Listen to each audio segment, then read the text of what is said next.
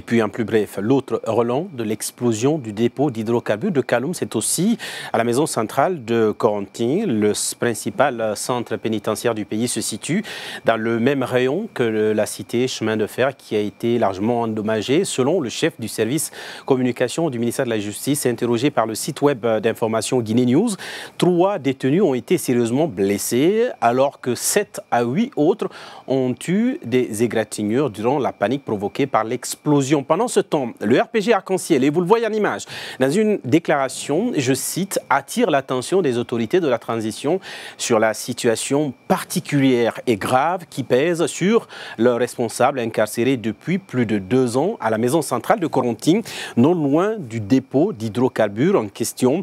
L'ancien parti au pouvoir demande par ailleurs aux autorités de la transition de faire toute la lumière sur le drame occasionné par cette explosion.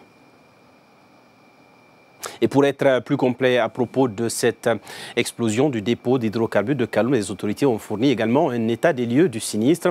Au plan infrastructurel, le drame a impacté près de 800 bâtiments dans un périmètre d'environ 500 mètres autour du lieu sinistré.